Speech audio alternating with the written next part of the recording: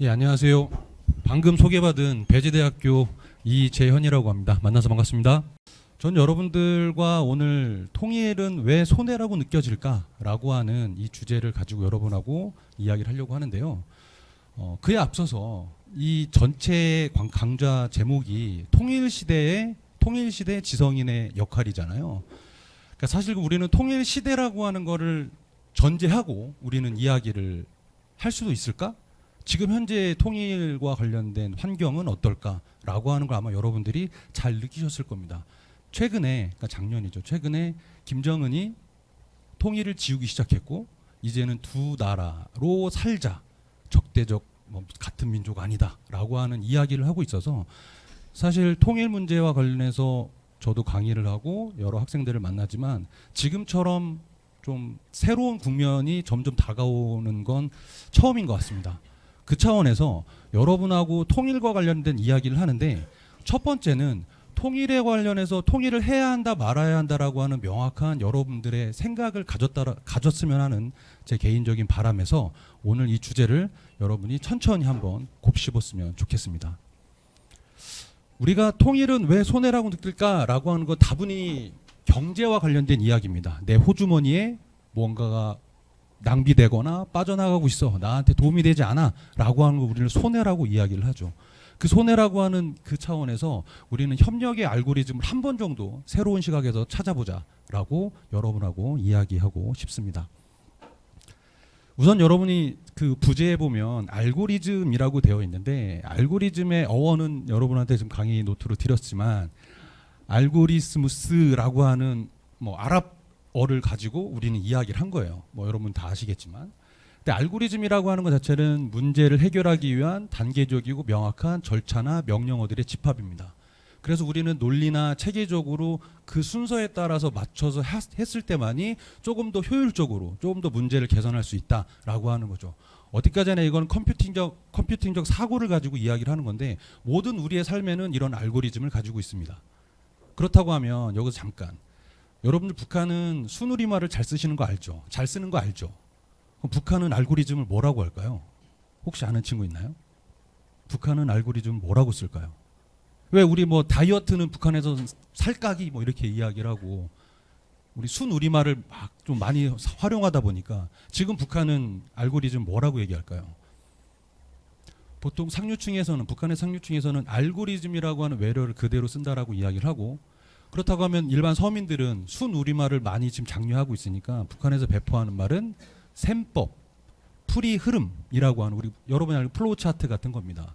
그러니까 플로우 차트라고 하는 건 yes, no라고 해서 그것들이 맞으면 진행, 틀리면 다시 이런 형태로 가는 걸 우리는 알고리즘이라고 이야기를 하죠. 여러분들이 유튜브를 보고 있는 그 환경에서도 알고리즘이 무한히 계속 반복되면서 여러분들이 가장 선호하고 가장 원하는 것들을 미리 빨리빨리 알아서 찾아주는 걸 우리는 알고리즘이라고 이야기를 하고 있습니다. 그런 대표적인 사례가 여러분이 주변에 가면 다 자판기가 있잖아요. 그 자판기에서 보면 동전을 놓고 버튼을 누른다. 굉장히 단순한 겁니다. 그러면 버튼을 누르면 밴딩 머신인 자판기에서는 알아서 톱니바퀴가 돌아서 원하는 필요한 사이다, 콜라 아니면 음료수 원하는 것들이 거기에 배출구에 나오게 되어 있습니다. 그래서 음료수가 툭 튀어나오는 거죠. 그걸 우리는 인풋, 프로세싱 그리고 아웃풋이라고 하는 가장 간단 명료한 그런 알고리즘을 가지고 있는 겁니다. 그러면 우리 통일 문제에 있어서 통일 이슈가 항상 던져집니다. 우리 이번 수업 시간엔 여러분들이 매 시간마다 아마 통일 이슈가 던져질 텐데요. 통일 이슈가 던져지는데 지금 우리의 여러분들의 여러분들이 지금 겪고 있는 이 사회에서는 남남 갈등과 심리적 회의가 작동한다라고 전 여러분한테 말씀드리고 싶습니다. 아마 남남 갈등은 여러분이 좀 들어보셨을 테고 오늘은 조금 다른 관점에서 심리적 회계라고 하는 이야기를 할 건데요.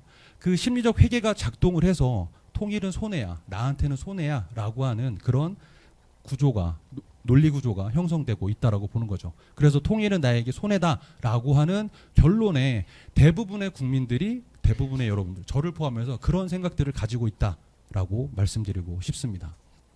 그렇다고 하면 제가 여러분하고 오늘 이 시간에 얘기할 거는 통일 이슈가 던져졌는데 새로운 공식으로서 아니면 새로운 시각, 새로운 접근법으로서 사슴사냥 게임 그리고 심리적 회계에 관련된 여러 가지 이슈와 그리고 개념을 가지고 여러분들하고 이야기를 하겠습니다. 그러면 통일의 또 다른 관점을 여러분이 마주하지 않을까 이런 생각을 갖고 있죠. 자, 첫 번째 우리는 남북 갈등에서 남남 갈등입니다. 남북 갈등하면 기본적으로 우리 지구촌 사회에서 잘 사는 국가들은 북반구에 있고 그렇지 못한 저개발 국가는 남반구에 있기 때문에 남북 갈등, 남북 문제를 그렇게 지구적 차원에서 이야기를 하는데 사실은 대한민국에서는 남북 갈등한다면 체제 경쟁을 의미합니다. 1950년 한국전쟁 이후에 우리는 끊임없이 체제 경쟁을 해왔고 체제 경쟁에서 우리는 승리했다라고 사실은 이야기를 하죠. 경제에서 지금 100배 차이가 나고 있기 때문에 그 체제 경쟁에서 승리했는데 문제는 지금 현재 남한 사회 우리가 지금 발딛고 있는 이 남한 사회에서 남남 갈등이 좀 심해지고 있다는 거죠. 그럼 남남 갈등이 뭘까라고 본다면 큰 차원에서 본다면 광역적으로 넓은 의미에서 본다면 우리 한국 사회에서 지금 나타나고 있는 모든 갈등을 다 남남 갈등이라고 이야기할 수 있죠. 그러니까 남한과 남한 우리 살고 있는 남한 사회의 사람들이 서로 다른 입장에 따라서 갈등이 심화되는 거. 다시 말하면 뭐 정치 이념 갈등이 가장 대표적이 될 거고요. 그다음에 빈부 갈등, 세대 갈등, 노사 갈등, 지역 갈등, 종교 갈등, 뭐 개발과 환경과 관련된 그런 입장에 대한 갈등, 뭐 누군 혹자는 뭐 고부 갈등도 이야기를 하는데 굉장히 그건 심각한 문제인 것도 같습니다.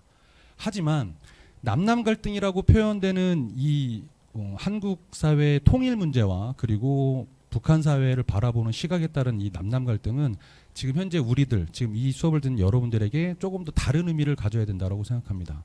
여기에 지금 나와 있듯이 북한에 대해서 북한과 통일에 대한 생각이 서로 다른 생각을 갖고 있는데 그거에 따라서 합리적인 어떤 토론이나 그리고 그런 정책 지시가 아니라 그냥 덮어놓고 반대한다든지 덮어놓고 비방한다든지 라고 하는 그런 갈등이 심화되고 있다는 이야기죠.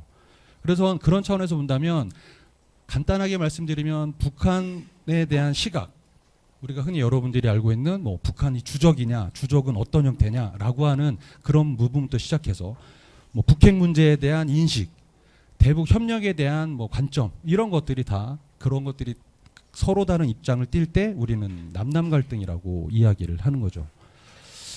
남남 갈등이라고 나온 실제적인 표현은 제가 찾아본 바에 의하면 1995년에 처음에 등장했습니다. 경향신문에서 처음에 등장했는데요. 근데 실제로 남남 갈등이라고 하는 표현이 보수 언론이라고 하는 조선일보에서 더욱더 적극적으로 활용됐죠. 2000년이라고 한다면 DJ 정부 때입니다. DJ 정부 때 햇볕 정책이 있었고 그에 따른 언론에서 남남 갈등이라고 하는 표현들이 좀 확대되기 시작했습니다. 그래서 지금까지 이어져 온 거죠. 근데 생각해 보면 경향신문은 여러분이 알듯이 보수와 진보 언론 중에서 진보 언론 쪽에 속한다고 여러분이 알고 있고 조선일보는 보수 언론 쪽에 속한다고 여러분이 알고 있을 거예요. 그런데 남남 갈등이라고 하는 표현 자체를 진보 언론에서 먼저 썼지만 1995년에 하지만 2000년 6.15 남북 공동선언 이후에 조선일보가 그걸 더욱더 확대해서 쓰면서 이념적으로 더욱더 명확하게 갈려져 나가는 그런 형상들을 사실을 보이고 있습니다. 그래서 남남 갈등을 크게는 우리 한국 사회의 모든 갈등이라고 이야기를 하지만 통일과 북한에 대해서 이야기를 할 때 남남 갈등은 조금 더 명확한 그런 렌즈와 잣대가 있다라고 여러분한테 말씀드리겠습니다. 요거는 남남 갈등 관련해서 제가 전에 연구했던 결과인데요. 전체적으로 이걸 다 설명하기는 좀 그렇지만 그냥 한마디로 표현하면 북한 문제뿐만 아니라 한국 사회 내부 갈등이 사실 통일을 바라보는 시각에 영향을 미친다라는 겁니다. 그러니까 쉽게 표현하면 현재 지금 경제 상황이 안 좋다고 한다면 그러니까 북한에 대한 바라보는 관점도 사실은 원정적이거나 좋을 수 없다라는 거죠. 왜냐하면 지금 당장 내가 먹고 살기 힘든데 아니면 당장 내가 지금 취업하기 힘든데 북한하고 통일을 한다? 아직은 아니야 라고 하는 것들이 지금 30년째 계속 이어져 오고 있는 뭐 더 엄밀히 말하면 50년째 이어져 오고 있는 그런 이슈인데요. 이 한 5년 전, 아니 3년 전의 연구지만 그것들을 봤을 때도 갈등 요인을 봤을 때 이념 갈등이나 빈부 갈등이나 세대 갈등이 통일에 대한 입장이나 그리고 북한을 바라보는 그런 시선 자체가 영향을 미치고 있다라고 하는 통계적으로 밝힌 논문이라고 볼 수 있습니다. 자, 그거에 따라서 사실은 가장 중요한 거 우리들의 인식입니다. 제가 여러분하고 이번 시간에 이야기할 것도 인식에 대한 이야기를 할 건데요. 여기 지금 보면 2009년이 이명박 정부 때죠. 2009년부터 2024년까지 통일에 대한 어떤 찬반 입장, 어떻게 보면 긍정적인 입장을 봤을 때 정부에 따라 좀 다르지만 전체적으로 좀 하향 추세를 그리고 있는 건 분명한 것 같습니다. 그리고 오른쪽 그래프를 보면 일민족 일국가, 우리가 말하는 우리의 소원은 통일이야라고 했던 노래를 불렀던 그런 시기에 한민족이고 하나의 국가로 우리는 통일해야 돼라고 하는 입장이 점점점 흐려지고 있는 반면에 하나의 민족이지만 두 개의 국가로 살아야 돼, 살 수도 있어라고 하는 그런 메시지를 던져주고 있는 모습이 여기 그래프에서 우상향하는 모습을 볼 수 있습니다. 인식이 변화하고 있다는 이야기죠. 그래서 그걸 좀 다른 쪽으로 본다면 통일을 선호하는 쪽과 그리고 평화 공존을 선호하는 쪽이 있습니다. 보면 통일을 선호한 쪽은 아까 전에 앞서서 그래프를 봤던 것처럼 점점점 하향하는 추세인 반면에 평화 공존할 수 있어, 통일하지 않고 평화만 유지된다면 통일은 하지 않아도 되지 않을까라고 하는 인식들은 점점점 커지고 있다는 거죠.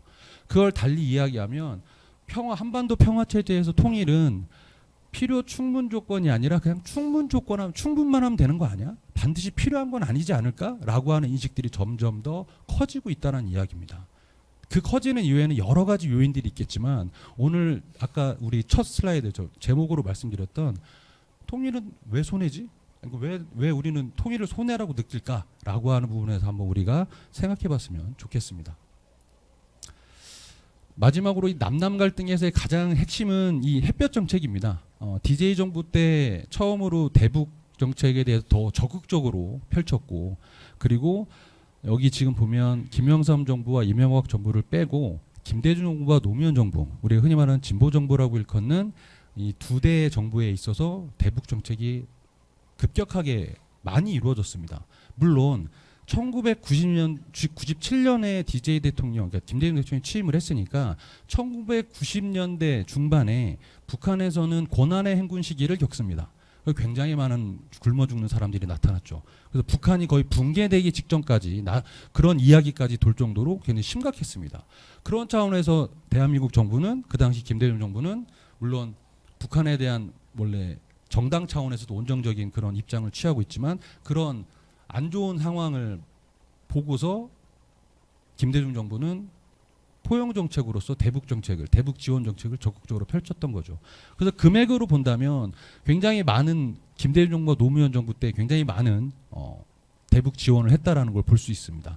그거에 따라서 지금 현재, 그리고 그 당시까지 포함해서 지금 현재 우리는 대북 정책을 온정적으로 하고 있는, 좀 적극적으로 지원하는 우리는 햇볕 정책이라고 이야기하거든요. 그 햇볕 정책에 대해서 보수와 진보 진영에서는 서로 다른 입장을 이야기하고 있는 거죠. 앞서서 말씀드렸던 DJ 정부 때 정말 굶어 죽는 사람들이 많아서 그렇기 때문에 도왔다.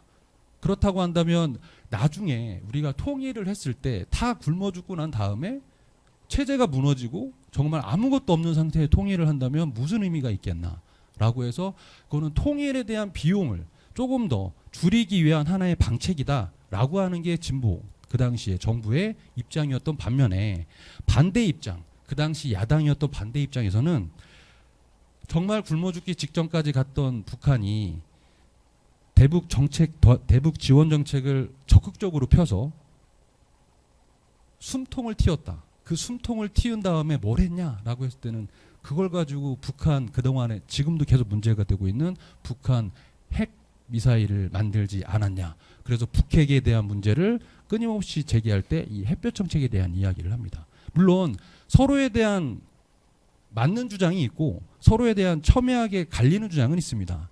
하지만 남남 갈등이 그에 따라서 여러분들의 생각이 어디에 있냐라고 했을 때는 명확하게 나는 대북 정책 지원에 대해서 이렇게 생각한다라고 하는 여러분들 스스로의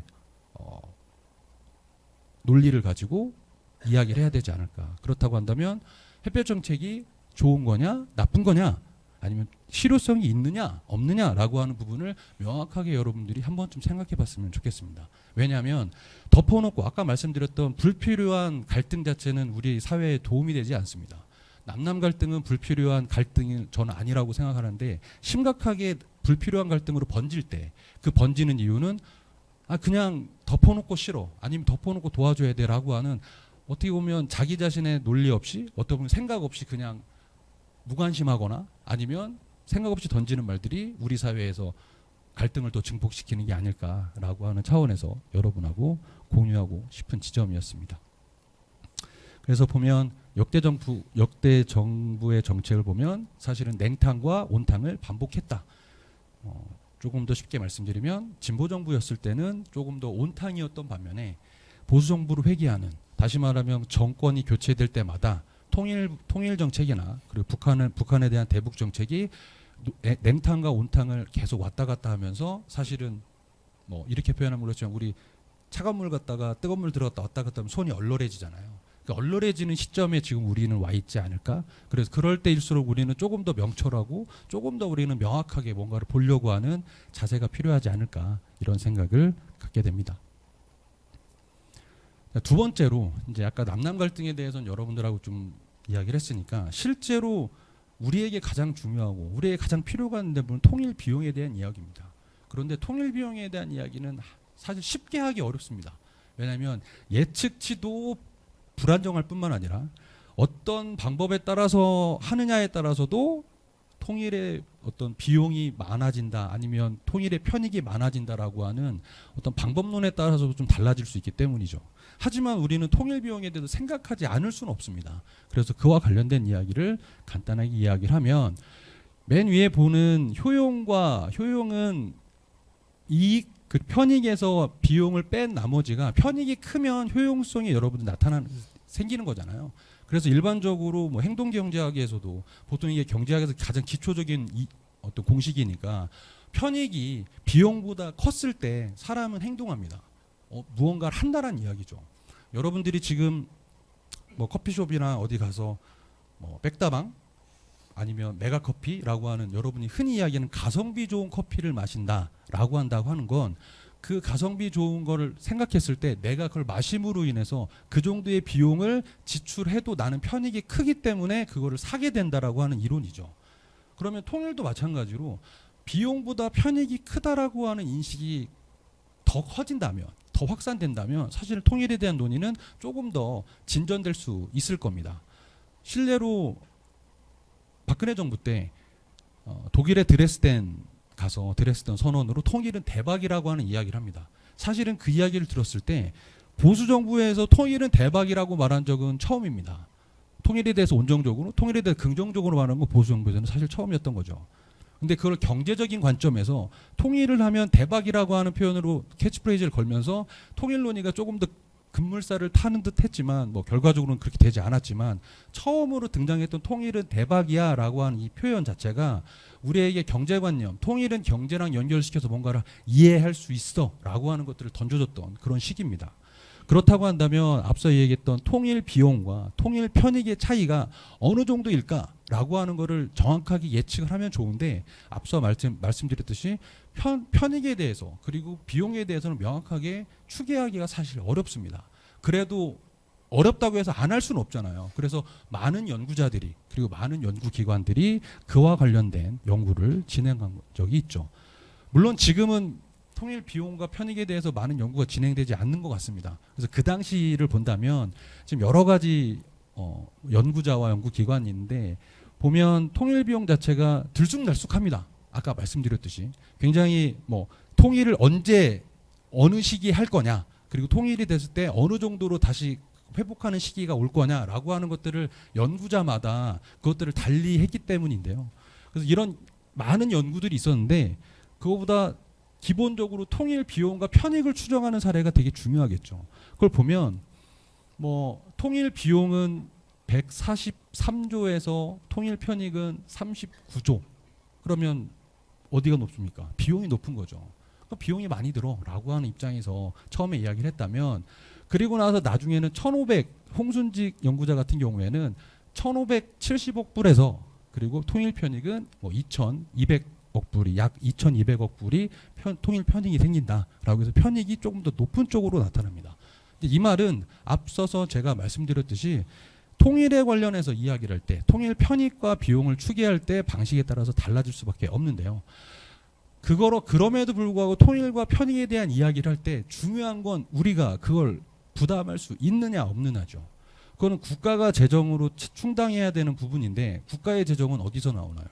우리 세금에서 나옵니다. 그렇죠? 그러면 예전에 이명박 정부 때 한번 통일세에 대한 논의가 한번 일어났던 적이 있는데 뭐 지금 여러분이 아시다시피 지금 통일세에 대한 이야기는 하고 있지는 않지만 통일 비용으로 얼마를 낼 용의가 있냐라고 하는 걸 예전에 한번 조사한 걸 보면 10만 원 미만이 33%고 그리고 10만 원에는 20만 원 미만이 17%. 쭉 보면 돈 낼 생각이 없다. 나는 돈 낼 생각이 1원도 낼 수 없다라고 하는 게 26%예요. 그러면 조금이라도 내겠다, 많이 내겠다는 걸 다 포함해서 낼 수 있다라고 하는 입장에서 보면 거의 한 70% 이상은 낼 의향이 있다라고 이야기를 한 거죠. 그런데 그 정도의 차이가 있는데 1년에 10만 원 미만 정도 낼 수 있어라고 하는 겁니다. 물론 이거는 조금 2015년이니까 그러니까 10년 전 일입니다. 그러니까 지금 여러분한테 다시 이걸 묻는다면 이 그래프와 이 내용은 어떻게 될까? 그거는 설령 달라질지언정 가장 중요한 부분은 통일은 늦으면 늦을수록 통일 비용은 증대하는 건 분명합니다. 그리고 통일 비용에다가만 주목하니까 계속 편익에 대한 것들에 대한 생각이 조금 더 간과되는 측면이 사실은 있다라고 여러분한테 말씀드리고 싶습니다.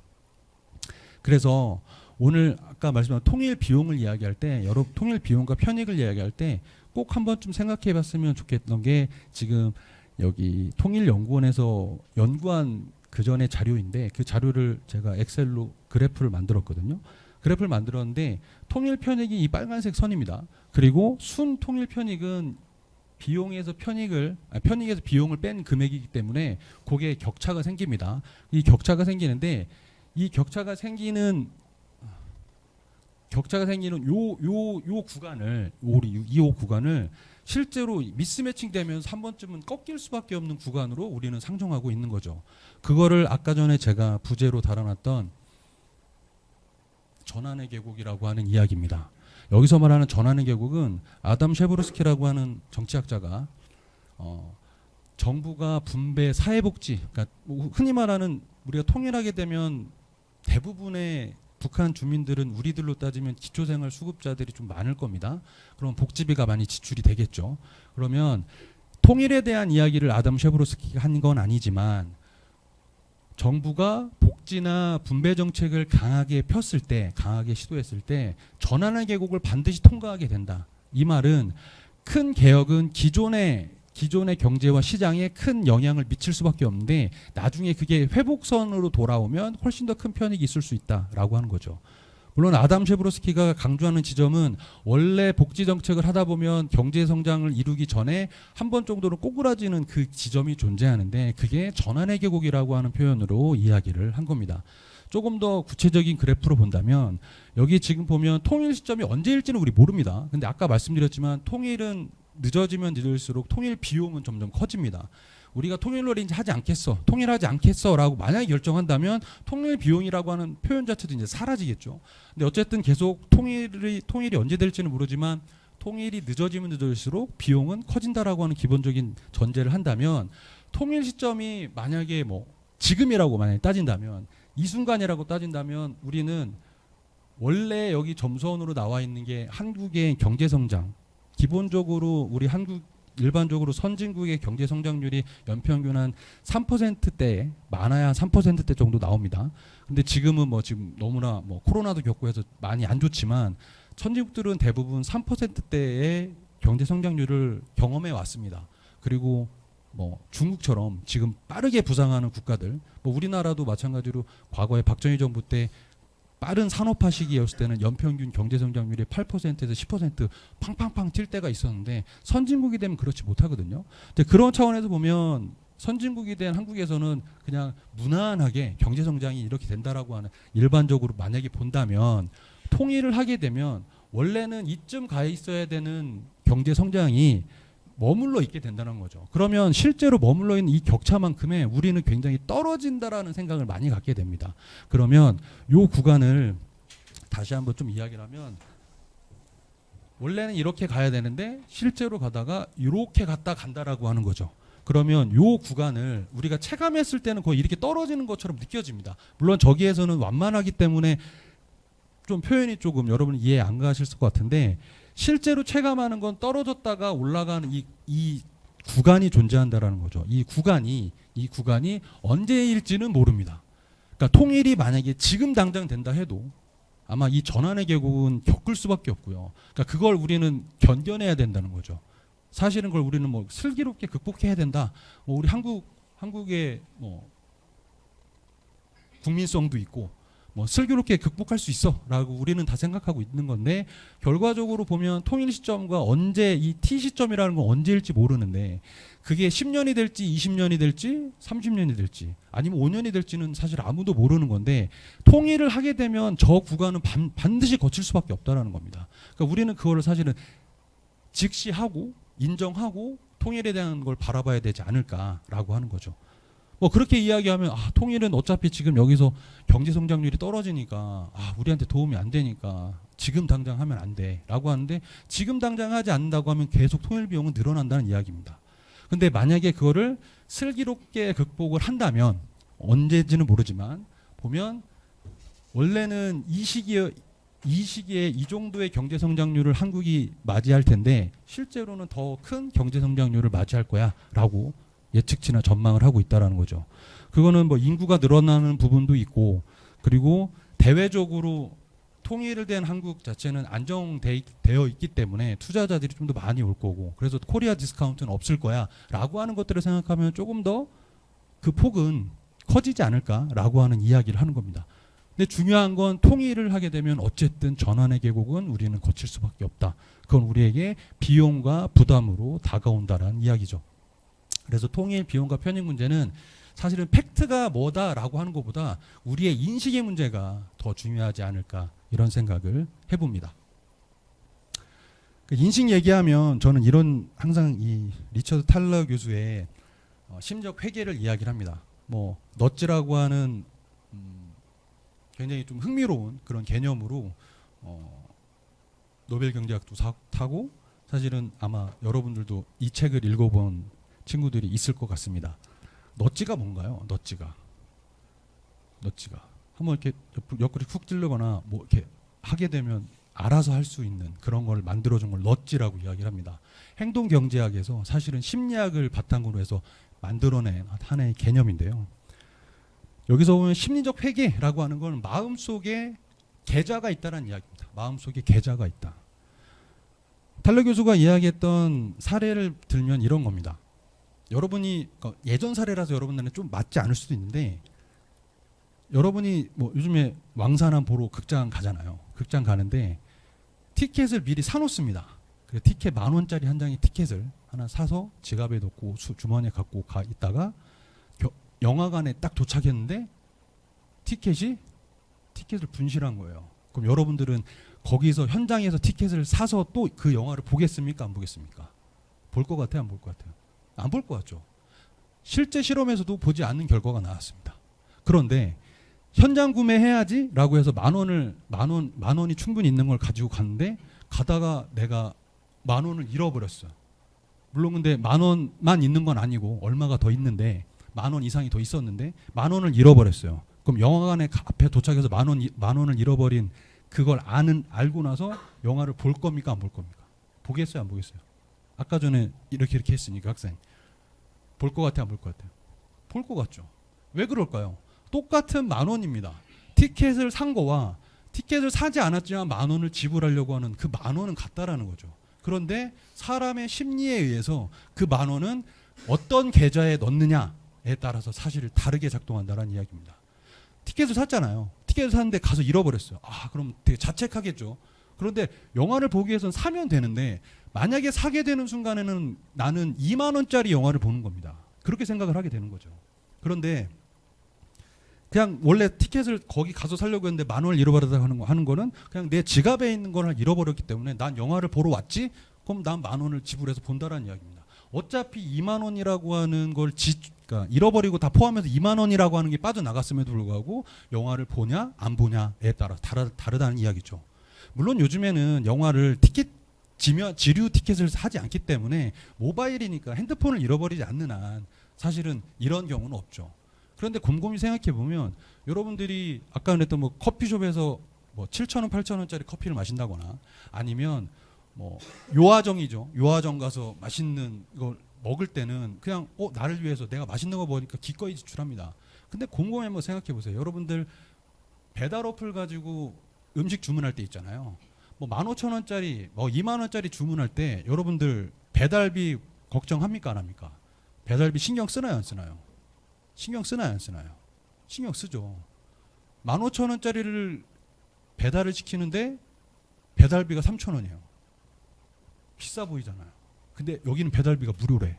그러면 무료인 데를 찾아서 여러분들이 한 3, 40분 정도 어플을 찾아서 막 검색해 본 경험이 있을 겁니다. 그건 뭘 의미하는 거냐면 탈러 교수에 의하면 심리적 해결이랑 같은 의미인데 나를 위해서 맛있는 거를 먹는 보상 계좌, 보상 만족 계좌는 아까 말했던 15,000원짜리의 뭐 음식입니다. 그런데 그 음식을 시키기 위해서 배달비가 붙네. 그 배달비는 나한테는 불필요한 손실 계정으로 생각한다라는 거죠. 똑같은 금액을 아마 내서 먹을 거예요. 어디서든. 그런데 그 2, 3천 원이라고 하는 배달비는 우리는 손실 계좌로 우리는 심리적으로 생각하고 있기 때문에 그 많은 시간 3, 40분을 더 검색해서 배달비 없고 좀 더 싼 곳으로 찾아가는 그 수고를 더 한다라는 이야기입니다. 또 한 가지 예를 더 드리면 여러분들 유튜브 뭐 정기 구독 프리미엄 이런 거 구독하잖아요. 그거 구독할 때 지금 뭐 17,500원, 19,000원 이렇게 합니다. 월 구독이. 월 구독이 그렇게 하고 있는데 만약에 하는 친구들이 있을 거 아니에요. 근데 교재 뭐 지금 우리 수업에 있는 필요한 교재, 전공 교재 뭐 15,000원, 17,000원 할 수 있습니다. 그런데 그 두 개를 한다라고 할 때 여러분들은 어떤 걸 주로 합니까? 하게 되면 교재를 사나요? 아니면 유튜브를 구독하는데 구독료를 지불하나요? 대부분 아마 구독료를 지불할 겁니다. 저도 학부 때 뭐 전공책을 살 돈으로 뭐 소주 한 잔 먹고 했으니까 뭐 그런 형태를 보이는데 그거는 탈러 교수에 하면 뭐라고 얘기하냐면 나한테는 그 유튜브 프리미엄 채널을 구독하는 건 나에게 생활에 필요한 거야라고 인식하는 반면에 전공책을 사야 돼라고 하는 건 나한테는 이건 의무야. 의무 계좌에 우리는 하나 딱 찍어서 놓기 때문에 그거를 좀 기꺼이 지출하려고 하는 마음이 좀 덜하다라고 하는 이야기죠. 여러분들 알바 하잖아요. 세 번째 사례를 말씀드리면 알바 하잖아요. 알바할 때 알바해서 열심히 해서 5만 원을 벌었습니다. 그거 쉽게 쓸 수 있나요 없나요? 쉽게 아마 못 쓴 친구들이 많을 겁니다. 그런데 똑같은 5만 원을 당근마켓에서 내가 있던 물품을 팔았어요. 그 5만 원 가지고 쉽게 그 알바했던 돈보다 훨씬 더 조금 뭐 치맥을 먹는다거나 아까 말했던 배달 어플을 통해서 맛있는 걸 사 먹는다거나 빠르게 기꺼이 지출한다는 이야기죠. 그거는 뭘 의미하는 거냐면 노동을 통해서 나온 계좌와 어떻게 보면 그건 공돈처럼 윈드폴이라고 하는 공돈처럼 당근마켓에서 벌어들인 5만 원은 그렇게 우리의 계좌에 가슴속에 마음속에 남는다라고 하는 이야기입니다. 그래서 사람들은 돈, 행동, 일 무엇이든 주제별로 묻고 그리고 다른 주제면 다르게 취급한다라고 하는 이야기죠. 그럼 다시 우리 통일 문제로 돌아가면 통일에 대한 비용 자체가 나한테는 손실에 대한 비용이고 아까 우리 배달 어플에서 배달비처럼 그리고 유튜브 채널과 전공책을 사는 어떤 의무의 계좌처럼 느껴지기 때문에 우리는 통일에 대해서 우리는 손해를 보고 있는 거 아니야? 통일하면 우리한테 손해되는 거 아니야? 라고 하는 심리학적으로 봤을 때도 행동 경제학적으로 봤을 때도 이런 형태가 나타날 수 있다라는 거죠. 그럼 마지막으로 지금까지 이야기했던 건 지금 행동 경제학에서 이야기했던 여러분 개개인에 대한 이야기입니다. 마지막으로 여러분한테 말씀드리고 싶은 건 이것도 물론 경제학에서 나온 거긴 하지만 게임 이론은 사회과학에서도 많이 이용하고 있는 내용인데요. 게임 이론으로 한번 통일에 대한 아까 전에 우리 했던 손실 비용을 한번 생각해 보면서 한번 이야기를 해보겠습니다. 우선 게임 이론에 대한 이해가 좀 있어야 되기 때문에 간단하게 말씀드리면, 게임 이론은 게임적인 상황에서 주어진 어떤 전제, 조건을 가지고 우리는 그걸 명확하게 구분해서 기본적으로 어떻게 행동할 거야 라고 하는 걸 예측하는 거죠. 그래서 경제적 행동들의 전형적인 문제들은 전략적 게임에 대한 수학적 일반 개념들과 일치한다 라고 하는 여러 학자들, 이 중에서 뭐 폰 노이만과 모건스탠과 뭐 존 내시 같은 경제학자들이 실제로 그런 고차방 정식을 풀기 위해서 게임 이론을 도입했고, 이게 굉장히 많이 널리 이용되고 있습니다.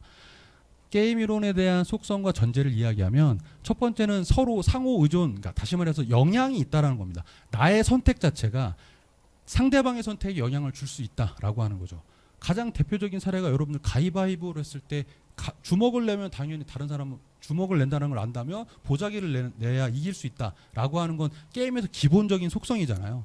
그러니까 서로 영향을 주고받는다라고 하는 게 상호 의존성이고, 두 번째로는 합리적인 행동을 한다는 이야기입니다. 모든 사회과학에서, 그리고 대부분의 경제학에서 이야기하는 인간은 모두 합리적인 존재, 합리적인 인간이야 라고 하는 것을 전제하고 있습니다. 아까 말씀드렸듯이 가위바위보를 하는데 이기는 게 싫어. 그러면 가위바위보에서 주먹을 냈을 때 내가 지려고 하는 사람은 없다라는 거예요. 주먹을 받는데 가위를 낼 친구는 없다. 이기려고 하는 기본적인 속성을 가지고 있다. 그걸 우리는 합리적인 행동을 한다라고 하는 걸 전제하고 있는 겁니다. 그리고 세 번째로 이야기하는 전략적인 게임과 경제적 행동의 공통점은 플레이에 대한 룰이 있습니다. 그 법칙, 그러니까 관련된 규칙이 있고, 그 규칙에는 플레이어가 있고, 그리고 거기에 따른 보상이, 결과가 나온다라는 이야기죠.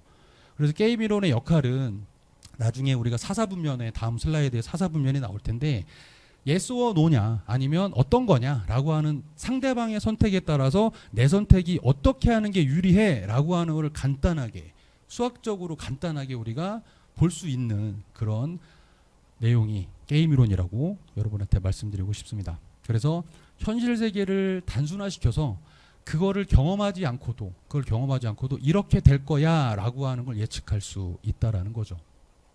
그 차원에서 보면 요거는 내시의 균형 이론이라고 하는 거는 기본적으로 아까 이제 뒤에 사사분면이 나올 텐데, 어느 한쪽에 두 군데 합치되는 지점이 있습니다. 합치되지 않은 결과는 나올 수가 없습니다. 합치되는 지점이 나오는데 그걸 우리는 내시 균형이라고 이야기를 하죠. 그럼 내시 균형에 도달했을 때 행동이 일어난다라고 하는 이야기입니다. 그래서 최선의 반응, 다시 말하면 아까 전에 인간은 합리적인 그런 전제 조건을 가지고 있다고 했잖아요. 합리적인 행동을 한다라고 전제했기 때문에 최선의 반응을, 그러니까 이기려고 한다는 이야기죠. 그래서 그걸 반드시 여러분이 좀 이따 아셔야 될 거고, 그다음에 행동과 전략은 분명히 나한테는 이득이 되는 것들이 보일 겁니다. 그러면 그렇게 한다라는 거고, 그리고 게임의 규칙은 아까 얘기했던 보상과 결과로 이어진다라고 하는 게 게임 이론 분석을 위해서 알아야 될 사항이라고 말씀드리고 싶습니다. 자, 그러면 게임 이론과 가장 대표적인 사례가 여러분이 다 알고 있는 죄수 딜레마일 거예요. 그러니까 죄수 딜레마는 여러분이 이제 너무나 많이 알려져 있는 거라서 결과는 어떻게 됩니까? 둘 다 자백하는 결과에 다다른다라고 하는 걸 알 겁니다. 여기서 말하는 이 페이오프 보상표를 보면 도둑 2명이 있는데, 용의자겠죠. 용의자 2명이 있는데 자백과 부인 둘 중에 하나를 할 수 있습니다. 둘 중에 하나 할 수 있는데 서로 다른 취조실에서 A와 B를 따로 놓고 신문을 시작하죠. 불어. 너 훔쳤지? 훔쳤지? 계속 이야기를 합니다. 그런 상황에서 모두가 얘도 자백하고 나도 자백하면 징역이 8년입니다. 이건 뭐 사례니까요. 그냥 하나의 예시입니다. 모두 끝까지 묵비권을 행사하고 의리를 지켜. 그러면 증거가, 자백을 하지 않았기 때문에 증거가 없죠. 그러니까 그냥 징역 1년 정도로, 증거 불충분까지는 아니고 하니까 징역 1년이라고 이렇게 페이오프 보상표를 그려놓고요. 그리고 둘 중 한 명만 자백하면 자백한 사람은 풀려나가고, 그리고 끝까지 의리를 지켜서 묵비권을 행사한 사람은 괘씸죄에 의해서 여기서 말하는 15년의 징역형을 산다라고 하는 기본적으로 이 룰을 만들어 놓습니다. 이 룰을 만들어 놨을 때 한번 보죠.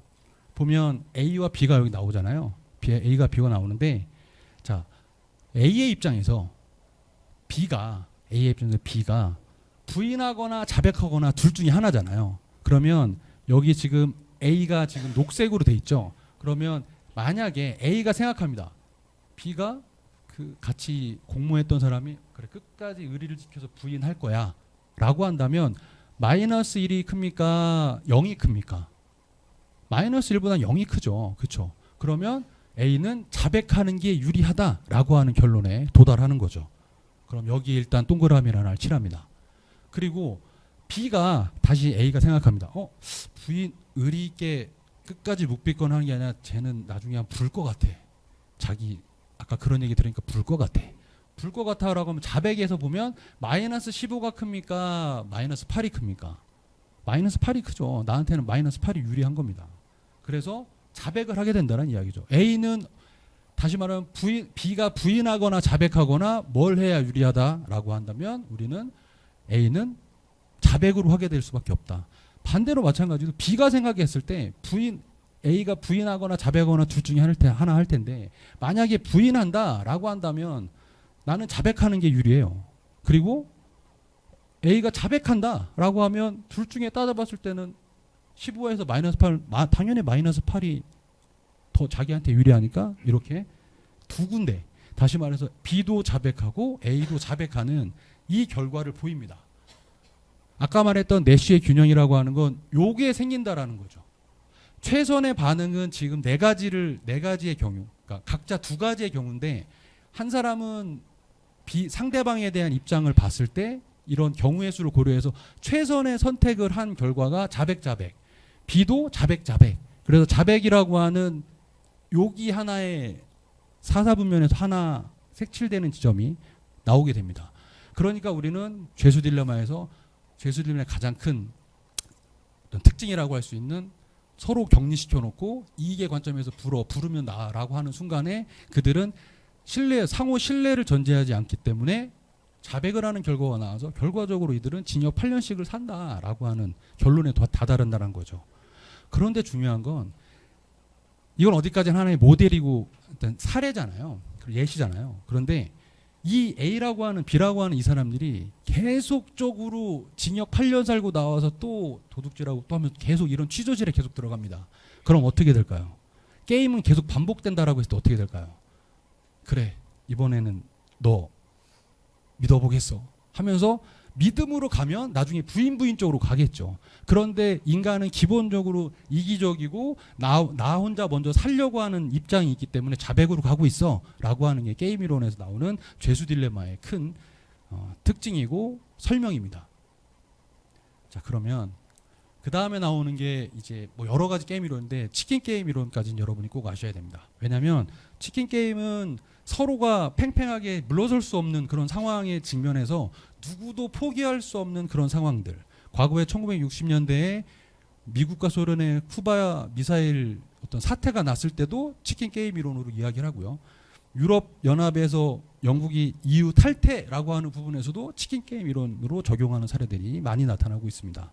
치킨 게임 이론을 간단하게 좀 말씀드리면 원래는 치킨 게임에서 이 치킨이라고 하는 게 미국의 그러니까 영어로 표현하면 겁쟁이라고 하는 걸 좀 희화한 이야기입니다. 치킨이라고 표현하는 게 그러니까 겁쟁이를 치킨이라고 하는 거죠.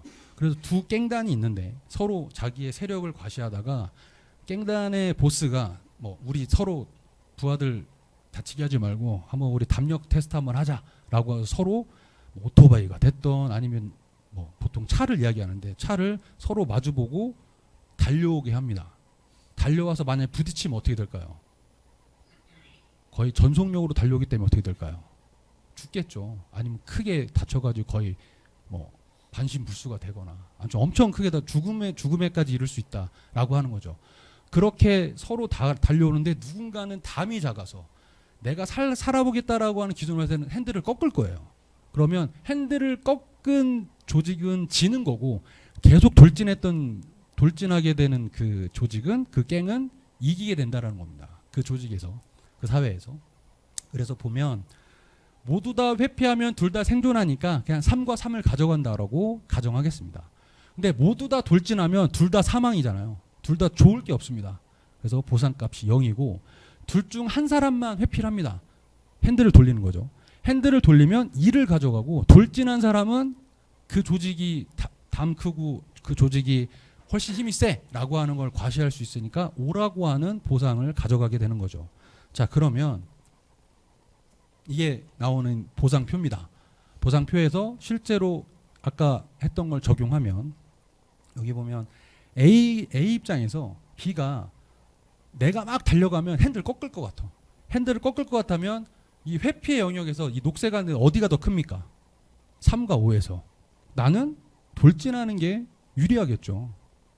그럼 돌진에다가 우리는 동그라미 일단 쳐놓습니다. 그런데 A가 이제 B를 다시 한번 생각할 때 얘는 진짜 어떻게 통제가 안 될 것 같아. 얘는 진짜 돌진할 것 같아. 라고 하면 어디에 2와 0에서 회피가 나한테 이득입니까? 돌진이 이득입니까? 회피가 이득이겠죠. 2가 더 크니까. 자, 그러면 요 두 개 생깁니다. B의 입장에서 A가 핸들을 꺾을 것 같아. 그러면 당연히 3과 5 비교해보면 당연히 5가 크니까 돌진하게 됩니다. 돌진이라고 하는 전략적인 선택을 한다는 거죠. A가 반대로 미친 척하고 돌진할 것 같아. 그러면 B의 입장에서 마찬가지로 핸들을 꺾는 게 본인한테 유리하게 되는 거죠. 회피에. 그러면 아까 죄수 딜레마랑 약간 다른 결과가 나옵니다. 자, 보면 여기에 돌진과 회피 여기 두 군데 칠해진다고 했잖아요. 두 군데가 만나잖아요. 내시 균형이 나오잖아요. 내시 균형이 두 개가 나와요. 이건 있을 수 없는 일입니다. 동시에 발생할 수 없는 사건이 이벤트가 발생한다는 이야기죠. 그래서 치킨 게임에서는 누군가는 양보를 해야 할 수밖에 없는 구조가 된죠. 그 당시에 미국과 소련의 쿠바 미사일 사태에서도 미국이 한 수 접고 갔다 이런 표현이 나오는데 이런 식으로 사실 설명이 가능한 거거든요. 그러니까 이렇게 두 군데가 만약에 나온다고 하면 어느 한쪽이 그러니까 양보를 해야만이 가능하다라는 이야기입니다. 아까 우리 죄수 딜레마에서는 하나만 나왔는데 이거는 두 개가 나오는 상황에서 어떤 형태로 나오게 해서 우리는 뭔가를 더 하나를 해야 된다는 이야기죠. 자, 그러면 마지막으로 여러분에게 말씀드리고 싶은 사슴사냥 게임입니다. 이 사슴사냥 게임은 장자크 루소가 그 루소의 이야기를 따서 만든 건데 한번 제가 읽어보겠습니다. 어떤 마을에 겨울만 되면 양식이 부족합니다. 그리고 다행히 뒷산에는 사슴과 토끼가 살고 있죠.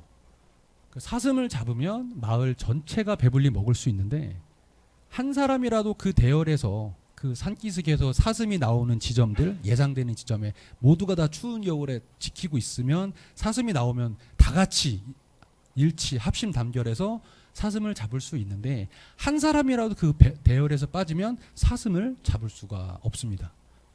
그런데 열심히 지금 추운데 배고프고 추운데 그걸 지키고 있는데 그 옆에 토끼가 한 마리 지나갑니다. 토끼가 지나간다는 건 그 토끼를 잡으면 사슴보다는 작기 때문에 토끼는 나 혼자 잡을 수도 있습니다. 그리고 토끼를 잡으면 내 가족이나 나는 일단 배불리 먹을 수 있는 상황이 되는 거죠. 그래서 사슴 사냥 대열에서 빠지고 내가 토끼를 잡을 거냐 아니면 춥고 배고픈 거를 참고 견뎌서 사슴이 언젠가는 오겠지라고 하는 믿음과 신뢰로 한번 기다릴 거냐라고 하는 이야기입니다. 그래서 자리를 지켜야만 사슴을 잡을 수 있는데 오늘 사슴을 잡을 수 있을지 없을지는 누구도 모르는 불확실한 상황이죠. 우리는 사실 이 불확실한 상황 때문에 많은 고민을 사실 하게 됩니다. 그렇다고 한다면 내 앞으로 토끼가 지나갔을 때 나 혼자 확실히 잡을 수 있고 나와 내 가족 정도는 충분히 배불리 먹을 수 있는 토끼를 잡을 거냐 아니면 조금 더 기다려서 사슴을 언젠가 올지는 모르겠지만 사슴을 잡을 거냐라고 하는 거죠. 그래서 여러분의 생각과 여러분의 선택은 토끼를 잡을 것입니까? 아니면 사슴 사냥하기 위해서 사슴을 좀 더 기다리겠습니까? 라고 하는 질문인 거죠. 그게 사슴 사냥 게임 이론의 가장 큰 특징인데 앞서 이야기했던 치킨 게임과는 다르게 그거는 치킨 게임은 양보를 이야기한다면 사슴 사냥 게임은 사회적 협력을 강조하는 게임 이론입니다. 이것도 마찬가지로 이 사사분면의 표로 한번 보죠. A가 저라고 한다면 A는 상대방이 나를 뺀 나머지 상대방이 누가 사슴을 잡을 거야 라고 하는 확실한 믿음 그리고 사슴을 잡고 싶어라고 하는 희망이 있다면 A는 사슴을 잡는 게 좋습니까? 토끼를 잡는 게 좋습니까? 2가 더 크겠죠. 그러면 우리는 2에다가 일단 동그라미를 칠합니다. A가 B는 분명히 사슴 사냥 대열에서 이탈해서 토끼를 잡을 거야. 그럴 것 같아. 라고 생각하면 여기 토끼를 잡는 요 0과 1에서 어디가 더 숫자가 크죠? 1이 숫자가 크죠. 토끼를 잡는다라는 이야기입니다. 반대로 B 입장에서 마찬가지입니다. B 입장에서도 사슴과 그러니까 A가 사슴을 잡을 거야. 사슴 사냥에서 대열을 이탈하지 않을 거야. 라고 하는 믿음이 있다면 B 입장에서는 2와 1 중에서 당연히 2가 크니까 사슴을 잡으려고 한다라는 거죠. 그런데 B가 생각했을 때 A는 분명히 저건 나한테 믿음을 안 줬고 분명히 자기 가족 먹여 살리려고 토끼를 잡을 것 같아 라고 하면 토끼를 A가 잡는다라고 하는 가정을 하면 0과 1에서 어떤 게 크죠? 1이 크죠. 그러면 토끼를 잡는다라는 이야기입니다. 자, 그럼 아까 전에 우리 치킨 게임하고도 비슷한 상황이 발생합니다. 사슴과 사슴, 토끼와 토끼. 둘 중에 하나 이게 동시에 이루어질 수 없습니다. 사슴이 막 오는데 토끼까지 오는 그런 횡재는 있을 수 없다는 이야기죠.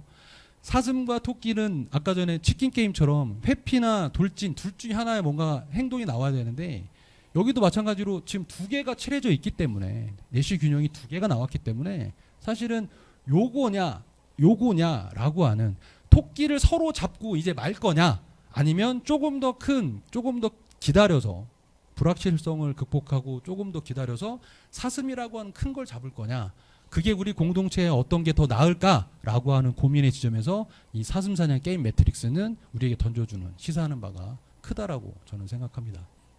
자, 그러면 여러분한테 아까 말씀드렸던 심리적 회계도 사실은 우리의 마음속에 우리의 인식 속에 같은 돈이라 할지라도 뭔가 다른 용처와 쓰임 그리고 생각이 다른 것처럼 통일과 관련해서도 그냥 불확실한 미래라고 하는 차원에서 우리는 토끼를 잡아야 돼. 우리는 토끼를 잡아야 돼. 라고 한다면 토끼를 잡아야겠죠. 그게 우리들한테 모두 이득이니까. 하지만 누군가는 사슴을 잡아야 된다라고 하는 사람들이 있다면 그 사슴을 잡아야 된다라고 하는 사람들의 입장을 우리는 한 번 정도 좀 돌아봐야 되지 않을까. 그 사슴이라고 하는 그 인식적인 차이가 우리가 지금 겪고 있는 통일과 관련된 논의에서 사슴을 잡으면 통일로서 우리는 더 큰 국가 발전이 있을 거야 라고 하는 입장에 있는 그런 주장이라고 한다면 지금 그거는 안 될 것 같은데 라고 한다면 사실은 토끼를 잡는 게 맞다라는 이야기죠. 그 둘 중에 어느 게 더 좋다 어느 게 나쁘다라고 이야기할 수는 없습니다. 하지만 분명한 건 사회적인 규범에서 우리 이 사회 공동체에서 통일은 이런 거야. 통일은 이래야 돼라고 하는 하나의 사회적인 합의와 약속이 이제는 어느 정도 생겨야 될 지점이 아닐까. 앞서 말씀드렸듯이 북한에서의 어떤 지금 통일에 대한 입장이 명확해지고 어떤 변화하고 있다라고 한다면 한국 사회에서 명확한 논리와 근거로 사슴이냐 토끼냐라고 하는 차원에서 우리가 한번 논의를 해봐야 되지 않을까 이런 생각이 듭니다. 그래서 아까 말씀드렸던 전환의 계곡은 반드시 우리는 겪을 수밖에 없다. 그거는 뭐 여태까지 우리 역사적인 그동안의 경험칙상 이렇지 않은 나라는 없었으니까요. 독일, 동독, 서독이 통일했을 때도 그들은 전환의 계곡을 겪었습니다. 우리나라도 사실은 통일에 그들보다 훨씬 더 안 좋은 환경에 있었고 그리고 지금 더 많은 더 긴 분단의 시기를 겪었기 때문에 전환의 계곡은 좀 더 크게 올 텐데 어쨌든 우리는 그거를 슬기롭게 극복할 수 있어라고 하는 혹시 그런 마음과 그 마음은 아까 말씀드렸던 이 심리적 회개 리처드 탈러 교수가 이야기했던 우리 마음속에 있던 통일에 대한 비용과 편익은 어느 계좌로 우리를 편입시킬 거냐 어떻게 인식할 거냐에 따라서 우리는 좀 다르게 생각할 수 있지 않을까. 그래서 마지막으로 아까 살펴본 실제로 우리가 사슴을 잡기 위해서 조금 더 큰 국가의 미래를 위해서 그리고 우리들의 다음 세대를 위해서 조금 더 우리가 인내하고 뭔가를 행동을 취해야 돼라고 하는 거랑 지금 아까 처음에 이야기했던 통일 인식과 평화 공존 인식처럼 통일보다는 이제 평화 공존이 나을 것 같아라고 하는 입장도 만약에 그게 우리가 명확하게 선다면 그거에 대해서 우리는 이제 하나의 목소리로 우리가 대처하고 해야 되지 않을까. 하지만 우리는 아직까지 그거에 대한 논의를 드러내놓고 하진 않는 것 같습니다. 왜냐하면 통일에 대해서 찬성합니다. 뭐 북한 사회는 우리는 뭐 인권 차원에서 우리는 동포로서 받아줘야 됩니다라고 하면 반대쪽에서는 반드시 아까 얘기했던 남남 갈등으로서 조금 부적절한 어떤 표현들, 뭐 빨땡땡이라든지 이런 표현들을 써가면서 사실은 서로를 갈라치게 하거나 서로를 배척하는 그런 사회가 아직은 안타깝게도 그런 공론장에서 명확하게 이야기하면서 할 수 없는 그런 상황인 것 같습니다. 그래서 저도 학교에서 학생들하고 친구들하고 이야기를 할 때 반대할 수 있고 찬성할 수 있다. 근데 반대한다면 반대 이유를 명확하게 이야기를 하고 찬성하면 찬성에 대한 명확한 이유를 이야기해서 서로 같이 한번 이야기를 해보자.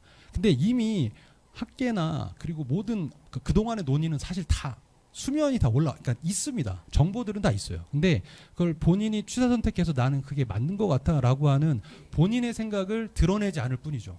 그래서 저는 강의 중에 그리고 오늘 디자인 띵킹에서도 워크숍 한다고 하는데 그런 거 여러분들이 할 때 서로의 의견과 아이디어와 의견을 좀 나누는 그런 아마 수업일 것 같고 그런 차원에서 오늘 제가 여러분한테 말씀드렸던 전환의 계곡, 심리적 회계 그리고 사슴산의 게임 이론을 접목해서 과연 왜 우리는 통일을 손해라고 생각할까라고 하는 근본적인 질문을 다시 한번 우리가 해보면 좋겠다라는 생각이 듭니다. 제가 오늘 여기까지 준비를 했고요. 나머지는 여러분들의 질문과 의견으로 제가 아직은 좀 이야기 보따리를 좀 갖고 있습니다. 그래서 뭐든 질문하면 의견을 주면 더 좋고요. 의견과 질문으로 나머지를 한번 우리 서로 한번 아이디어를 얘기를 해보죠.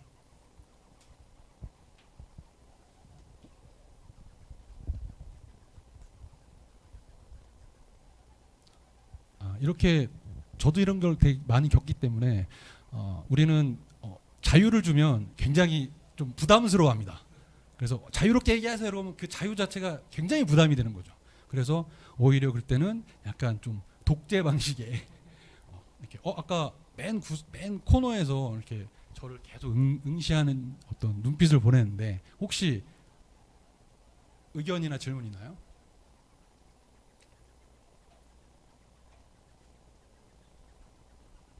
네? 부끄럽다고요? 저도 되게 부끄럽습니다. 서로 부끄러우니까 괜찮을 것 같은데 오늘 그러면 들었던 내용 중에서 어떤 게 가장 아까 계속 응시하면서 계속 보고 있어서 아이 컨택이 좀 제일 자주 일어났었거든요. 우리 친구한테 어떤 내용이 가장 지금 여기 나와 있는 전환의 계곡, 심리적 회계, 사슴사의 게임에서 어떤 게 가장 인상적인가요? 심리적 회계. 그러니까 우리가 행동경제학에서 이야기하는 어떤 소비 지출하는 계좌가 다르다. 같은 돈일지라도 다르다. 실제로 그런 경험 해보나요? 그런 경험 해보죠. 그렇죠? 와닿아요.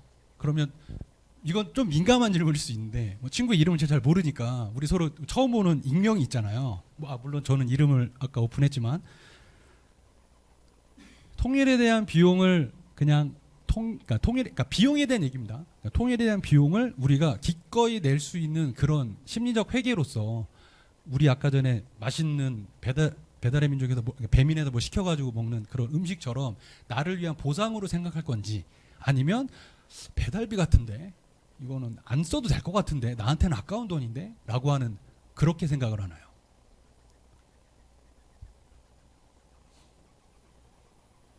아깝다고. 네. 아니 솔직하게 얘기하는 게 좋아요. 저도 아까워요 사실은. 배달비 아깝잖아요. 그렇죠? 근데 아까도 말씀드렸지만 아깝다. 좋습니다. 아까운데 한 번 정도 생각해 보면 지금 지금 통일에 대한 주제를 이야기할 텐데 통일에 대한 편입도 이야기하고 통일에 대한 뭐가 좋지라고 하는 걸 한번 생각해 본다면 아까운 거보다는 그거 아까운 돈 조금 내서 맛있는 거 먹는 게 낫지 않나? 계속 3, 40분 검색하는 그 시간보다 차라리 난 배달비 지불하고 그냥 빨리 맛있게 먹을게 라고 생각할 수 있지 않을까? 라고 하는 생각의 전환도 한 번 정도는 우리 친구가 해봤으면 좋겠다 라고 하는 거죠. 물론 반대로 얘기했으면 저 그 반대로 얘기했을 거예요. 저는 항상 균형을 좀 중요하게 생각해서 한쪽으로 이야기하면 저는 반대쪽에서 얘기를 하니까 그래서 그런 쪽으로 한번 생각해 보면 좋겠다라는 생각이 듭니다. 또 혹시 있나요?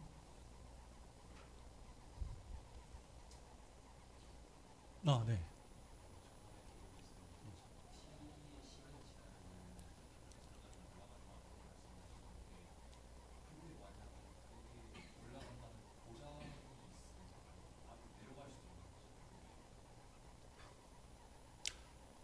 경제 관련해서는 뭐 우리가 겪었던 뭐 외환 위기라든가 아니면 세계 경제 위기라든가 가장 큰 어떤 충격이 있지 않는 한 사실은 꼬그라지기는 어렵습니다. 계속 우상향할 수밖에 없거든요. 그런데 아까도 이야기를 했지만 요 지점에서 이렇게 점프업해서 만약에 이 시점에 여기보단 여기가 더 크니까 그거는 아까 전에 설명드렸지만 뭐 코리아 디스카운트도 사라지고 일단은 통일된 환경에서는 안정적인 투자도 이루어질 거고 뭐 국가의 신인도도 올라갈 거고 그리고 인구도 늘어날 거고 하니까 그 시점에서는 분명히 저렇게 될 거다라고 하는 게 기본적으로 뭐 독일 사례에서도 그렇게 좀 나타났고요. 그러니까 그거는 경제학적으로도 충분히 검증 가능한데 사회학적으로 가능한데 친구가 아까 이야기했던 것처럼 저거보다 못하는 상황 아까 말했던 요것보다 못하는 상황이 오면 어떡하지?라고 하는 불안이죠. 근데 그 불안은 충분히 우리가 아까 말했던 이 전환의 계곡에서 이만큼 겪었기 때문에 그게 올라가는 시점쯤 되면 아마 예전보다 더 나아졌는데라고는 체감은 더 클 겁니다. 아까 제가 여기 나왔던 것처럼 저기서는 그냥 평상시 정도에 올라가는데 실제 체감은 뚝 떨어진다고 했잖아요. 뚝 떨어지는 차원에서 본다면 반대로 그 시점이 되면 좀 더 효용감이 높아지지 않을까라고 생각하는 거죠. 그거 관련해서 제가 조금 하나 더 말씀드리면 아까 불확실한 뭐 그런 상황을 이야기를 하니까 아까 전에 우리가 유틸리티 그러니까 효용은 베네핏에서 코스트를 뺀 거라고 했잖아요. 근데 이거 경제학적에서 이야기를 하는 거고 사실 저는 뭐 정치학을 전공했기 때문에 정치학에서 선거 정치를 이야기할 때 이런 공식을 씁니다. 보상은 B 마이너스 C는 맞는데 여기에 곱하기 뭐가 붙냐면 여기 곱하기 P가 붙습니다. P가 프로버빌리티라고 하는 확률이 붙어요. 여러분들 선거할 때 투표장에 가거나 어떤 특정 후보를 지지하는 걸 요 공식으로 우리는 경험하고 생각해 봤습니다. 여러분이 그 당시에 아마 선거권이 없을 수도 있는데 허경영 알죠? 허경영 씨가 대선에 당선이 되면 다 1억씩 준다고 했어요. 여러분들 베네핏이 1억이래. 투표장으로 가는 거 시간과 뭐 차표 뭐 모든 걸 다 쏟아 부어도 1억을 넘어설까요? 그러면 아까 경제학적으로 이야기하면 베네핏이 크잖아요. 1억 준다는데 코스트는 얼마 안 되는데 아무리 10만 원, 뭐 100만 원 쳐줬습니다. 1억 준다는데 그럼 우리는 누굴 찍어야 됩니까? 경제학적인 이 단순한 공식에 의하면 우리는 허경영을 찍어야 됩니다. 경제학적으로 본다면. 그런데 정치학에서 이야기하는 이 확률 있죠. 확률이 이 1억이라고 하는 걸 확 깎아버리잖아요. 그렇죠? 그래서 비용이 더 커져 보이게 느껴지는 거죠. 다시 말해서 저기는 안 될 것 같아. 너무나 허황된 것 안 될 것 같아. 라고 하면 비용이 커져도 글을 찍지 않는 거, 투표장에 가지 않는 거라고 하는 겁니다. 자, 그러면 아까 이제 통일에 대한 이야기를 했으니까 통일이 된다라고 된다 안 된다 통일을 원한다 원하지 않는다라고 한다면 통일이 될 거야라고 하는 아까 말했던 조금 장밋빛 아니면 긍정적인 어떤 그런 심리적 회개라고 하는 것들이 작동한다면 베네핏은 고정값으로 한다 하더라도 이게 만약에 작아지면 아무리 이게 커도 아까 전에 허경영을 찍지 않는 것처럼 결과적으로 마이너스가 돼서 하지 않는 것처럼 통일을 하지 않는 쪽으로 간다는 이야기죠. 그러면 아까 얘기했던 심리적 회개처럼 우리가 통일을 하면 긍정적인 게 있어라고 우리가 마음을 먹는다면 사실은 이게 플러스가 돼서 가능한 그런 상황이 되지 않을까. 물론 저는 친구들한테 통일이 찬성하냐 반대하냐 찬성해야 된다 이렇게 생각하지 않습니다. 하지만 통일을 찬성한다면 왜 찬성해야 되는지 통일을 반대한다면 왜 반대해야 되는지라고 하는 것들을 여러분의 뭐 여러 강좌나 여러 정보를 통해서 조금 더 명확하게 이야기했으면 좋겠다. 그래서 아까 친구가 이야기했던 것처럼 확률이 만약에 크다면 가능한 거 아닐까요? 라고 저는 오히려 반문하고 싶은 거죠. 대부분 다 지금 두 친구들이 통일에 대한 어떤 긍정적이지 않은 이야기를 해서 저는 긍정적으로 좀 이야기를 지금 두 사례를 이야기를 제가 해서 통일 찬성론자처럼 좀 비춰지는데 저는 찬성론자 반대론자 이거는 명확하게 말씀드릴 수는 없는데 반대가 있으면 그러니까 주장이 있으면 그거에 대한 나름의 어떤 반대적인 시각을 우리는 갖자라고 하는 차원에서 그거 좀 잠깐 더 설명을 좀 했습니다. 혹시 또 있나요? 우리는 또 숫자 3 좋아하잖아요. 두 친구가 있었으니까 마지막 한 친구 이야기하면 가장 좋을 것 같은데 어떤가요?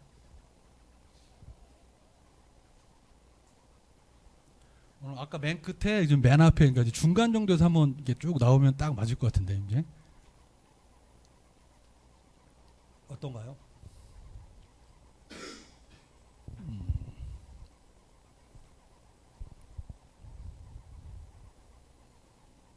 혹시 그러면 아까 교수님이 이야기했던 디자인 띵킹의 워크숍 관련된 이야기도 같이 한번 좀 이야기하면 어떨까? 물론 제가 다음에 또 와서 같이 참여를 하지 않지만 저도 그런 것들을 같이 좀 고민하고 이 시간에 좀 이야기를 해보면 어떨까라고 하는 거죠.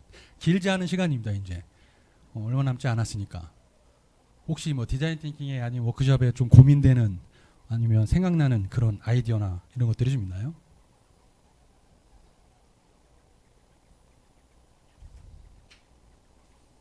어떤가요? 네.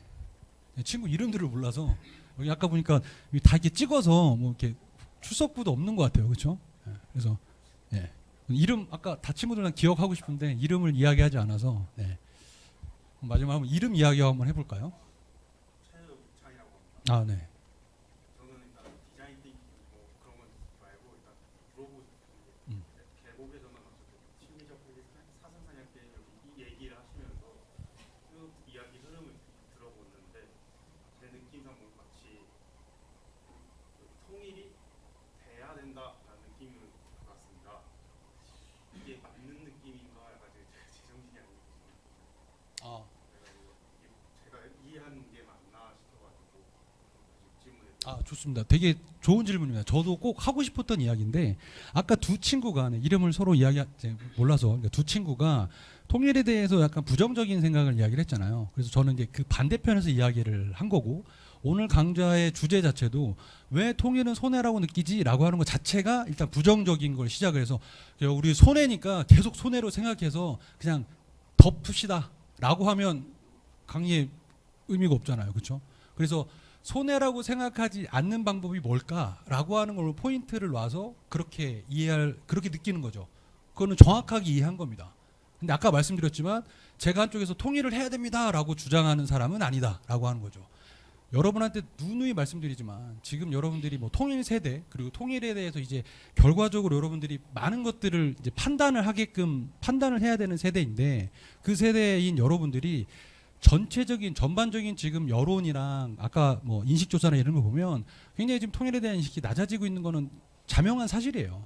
근데 낮아지고 있는데 그 낮아진 걸 높이자라고 하는 차원이 아니라 낮아지는데 왜 낮아지는 걸까라고 하는 거죠. 그 낮아지는 데는 아까 전에 얘기했던 심리적 회개라고 하는 차원에서 우리는 낮아지는 이유를 볼 수 있는 거고 전환의 계곡은 여러분들이 처음 접했을 수도 있지만 기본적으로 이게 안 좋아진대. 당연히 지금 북한 주민이 내려오면 내 생활이 안 좋아지는 거는 그냥 누가 연구해서 이론으로 얘기하자면 느낌이 오잖아요. 근데 그걸 개념으로 여러분들이 전환의 계곡이라고 하는 게 있으니까 우리는 그거를 할지 말지에 대한 생각을 한번 해보는 게 어떨까라고 하는 거랑 통일되면 나한테 지금 안 좋다는데 라고 하는 거랑은 어감과 느낌이 너무 다르지 않나요?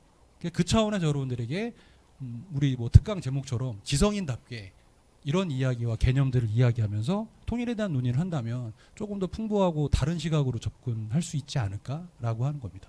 여러분의 입장은 대부분 여론조사에서 밝혀졌던 것처럼 사실은 그렇게 장밋빛을 그리거나 이러진 않습니다. 근데 그렇지 않은 그러니까 그런 이유가 장밋빛을 그리지 않는 이유가 지금 여기에서 나오는 제가 지금 들어드린 사례에서 아마 느낄 수 있지 않을까. 그럼 그것들을 들어서 이야기하는 거랑 그냥 나한테 안 좋을 것 같아서 아니면 누가 얘기하는데 그거 경제에 도움 안 된다는데 라고 하는 것보다 명확하게 여러분들의 표현과 여러분들의 생각과 개념으로 이야기하는 게 훨씬 더 아까 얘기했던 통일에 대한 공론의 장을 열어나가는 데는 더 도움이 되지 않을까. 그러면 통일을 해야 돼 말아야 돼라고 하는 결정적으로 이제 그러니까 결정적인 순간이 오는데요. 그 결정해야 될 순간이 오는데 그 순간은 옆집에서 아니면 옆 친구가 그렇게 하니까 한다라고 하는 건 우리 국민대 친구들이 용납하지 않지 않을까. 그래서 오늘 이 개념들을 여러분한테 소개했습니다. 그러면 혹시 뭐 나중에 또 이와 관련해서 뭐 질문이 있거나 그러면 제 슬라이드에는 제 메일 주소가 있으니까 연락 주시거나 그러면 뭐 제가 할 수 있는 답변할 수 있는 부분은 충분히 더 보완하도록 할게요. 오늘 장시간 함께 해주셔서 감사합니다.